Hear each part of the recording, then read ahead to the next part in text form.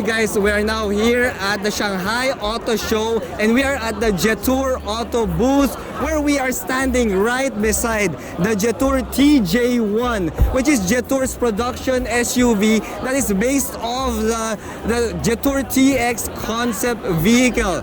Now dude pare, as you can see, this Jetour TJ1 marries a lot of the retro and modern styles that we're seeing in current SUVs now.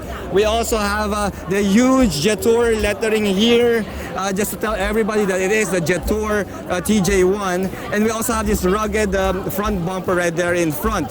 Now when it comes to the engine options, we have an option of 1 liter, 2 liter, 3 liter, a plug-in hybrid, and a full EV option for this. Now I do know that the TJ1 has a high probability of coming to Philippine shores, and when it does, well, I'm quite excited to see what kind of engine options we're gonna get. Well, I'm really quite curious how the 1 liter will work, but most likely we'll probably get maybe a 1 liter or a 2 liter, or maybe even the full EV or hybrid. I don't know. Let me know in the comments below what sort of engine options you'd want to see. Now, in terms of price, we also don't know yet, but as I can tell you, there's a high probability that this SUV will arrive in Philippine shores. Let's go over to the side and see what kind of design we can expect. Alright guys, so we're now here at the side of the Jetour TJ1, and as you can see, of course, we have really rugged looking off-roading wheels and tires here. Wheel and tire setup on point right there. We got the flared fenders there, of course. Par for the course when it comes to off-roading. Now we have, of course, the step board here. We've got the macho and squared out side mirrors, and as you can see, even the windows are all squared out, pretty reminiscent of what you would expect from a Land Rover Defender. Now, as you can see, this particular model here, we also have the tent up top, just to show you the level of customization that can be done to the Jetour TJ1 SUV. Now let's check out the back and see what kind of cargo space we can expect. Alright guys, so we're now here at the back, and as you can see, our spare tire cover is kind of weird because it's kind of squarish. So yeah, it kind of looks like a fuel reserve tank instead of a spare tire cover. Pretty nifty. Now of course, we have the full LED taillights there, of course the rugged bumpers and the tow hook, and when you pop this thing open there, as you can see, it is a 5-seater guys, and we do have a decent level of cargo capacity here. Not really that big, nothing to write home about.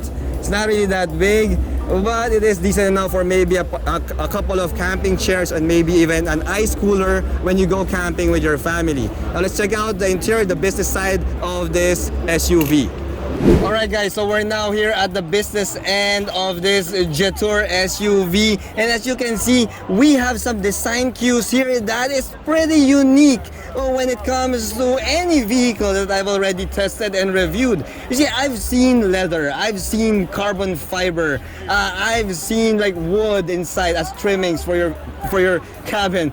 But dude pare, this is the first time ever that I've seen marble that's been used for the middle dashboard of this Jetour. I mean, this TJ1 Jetour has a marble middle dashboard there. Of course, I think this is just a plastic, but the way they finish it, it looks like Italian marble to me.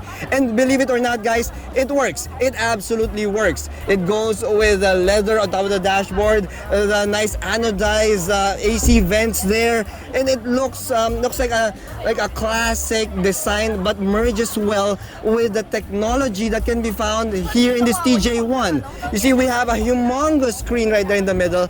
I don't even think this is a 12-inch screen guys. I think this looks more like a 14 or even a 15-inch touchscreen, and of course we've got the full digital gauge display there. And check out this shifter pare. The shifter has that crystal vibe, that crystal look there, gives it really a luxurious feel despite the fact that this is a rough and tumble off-roading 4x4 SUV.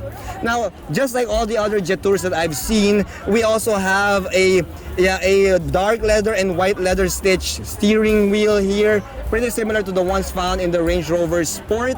And we also have, of course, full leather seats. And surprise, surprise, we also have a panoramic sunroof here in this TJ1. Talk about luxury, guys. I mean, who says that when you're going off-roading, when you're roughing it, that you can't have a luxurious experience here inside the cabin?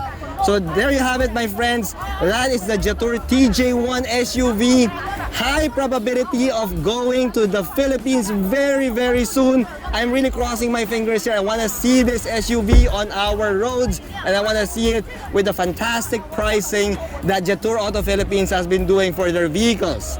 Anyway, guys, that's all for today's video. I'm Regan, and see you again in my next one. Thanks for watching.